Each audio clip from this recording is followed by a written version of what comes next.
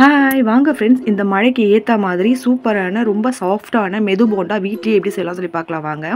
இது வந்து பார்த்தீங்கன்னா மைசூர் போண்டான்னு சொல்லுவாங்க. ரொம்ப சாஃப்டாகவும் இருக்கும், சூப்பராகவும் இருக்கும்.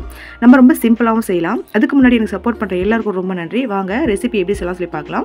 ஃபஸ்ட்டு ஒரு பவுல் எடுத்துக்கோங்க. அதில் வந்து நான் இன்றைக்கி வந்து மைதா மாவு தான் செய்ய போகிறேன். உங்களுக்கு மைதா வேணாம் அப்படின்னாக்கா நீங்கள் வந்து கோதுமை மாவு கூட எடுத்துக்கலாம். நான் மைதா மாவு பார்த்தீங்கன்னா 1/4 கிலோ அளவுக்கு போட்டிருக்கேன்.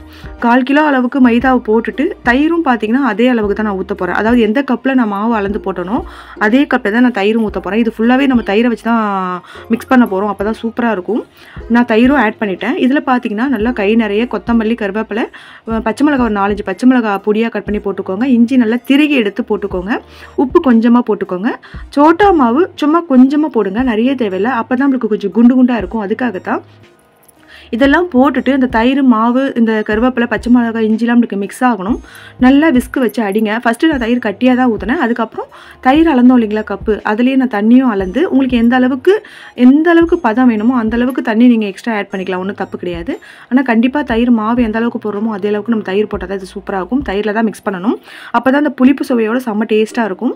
இப்போ இதுக்கு பார்த்தீங்கன்னா ஓரளவு நான் மிக்ஸ் பண்ண பிறகு 1.5 ஸ்பூன் அளவுக்கு சீரகம் போட்டிருக்கேன். கண்டிப்பாக சீரகம் போடுங்க. கொஞ்சம் பெருங்காய பொடி வாசனைக்கு போடுங்க. அப்போ தாங்க இது நம்ம கடையில் ஹோட்டலெலாம் வாங்குவோம் இல்லைங்களா, அந்த மாதிரியே கிடைக்கும். இப்போ நான் போட்டுட்டு நல்லா மிக்ஸ் பண்ணி ஒரு 1 ஹவர் கண்டிப்பாக எடுத்து ஓரமாக வச்சுருங்க. ஒரு 1 ஹவர் கழித்து எடுத்து எண்ணெயை வந்து நல்லா சிம்மில் வச்சு ஹீட் பண்ணுங்கள். சிம்மில் தான் வச்சு ஹீட் பண்ணணும். அப்போ தான் நம்மளுக்கு ஹீட் ஆகும். அந்த மாதிரி ஹீட் ஆன பிறகு கொஞ்சம் போட்டு பாருங்கள். சின்னதாக ஒரு உருண்டை நல்லா நம்மளுக்கு ஹீட் ஆகிடுச்சுன்னு தெரிஞ்சிச்சுனாக்கா நீங்கள் நல்லா உருண்டையாக எடுத்து போடுங்க. மாவு பார்த்தீங்கன்னா உங்களுக்கு காமிச்சிருக்கேன் இல்லைங்களா, அந்த பதம் தான் இருக்கும். நான் உங்களுக்கு ஆட்டி காமிச்சிருப்பேன். அந்த பதம் இருக்கணும். அப்போ தான் உங்களுக்கு போண்டா போட ஈஸியாக இருக்கும்.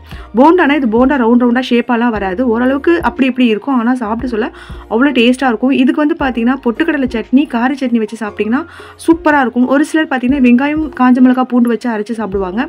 அதுவும் ரொம்ப நல்லாயிருக்கும். இது நான் வந்து ஆல்ரெடி என்னோட ஃப்ரெண்டு வீட்டை செஞ்சு கொடுத்தாங்க, சாப்பிட்டேன். ரொம்ப டேஸ்ட்டாக இருந்தது. அந்த ரெசிபி சரி உங்களுக்கு ஷேர் பண்ணலாம் சொல்லி தான் ஷேர் பண்ணியிருக்கேன். எனக்கு ரொம்ப நல்லாவே வந்ததுங்க. அதுவும் சுட சுட சாப்பிட சொல்ல ரொம்ப டேஸ்ட்டாக இருந்தது. நான் பொட்டுக்கடலை சட்னி தான் அரைச்சி இதுக்கு காம்பினேஷனாக வச்சேன். என்னால் வீடியோவில் போட முடியல, சாரி. நீங்கள் கண்டிப்பாக ட்ரை பண்ணி பாருங்கள். எனக்கு ரொம்ப நல்லா டேஸ்ட்டாகவும் சாஃப்டாகவும் வந்தது. இந்த மைசூர் போண்டா நீங்கள் ட்ரை பண்ணிவிட்டு உங்களுக்கு எப்படி வந்துச்சுன்னு எனக்கு கமெண்ட் பண்ணுங்கள். சப்போர்ட் பண்ணுற எல்லாருக்கும் ரொம்ப நன்றி. மறக்காமல் சப்ஸ்கிரைப் பண்ணிவிட்டு பெல் ஐக்கானை கிளிக் பண்ணுங்கள். தேங்க்யூ.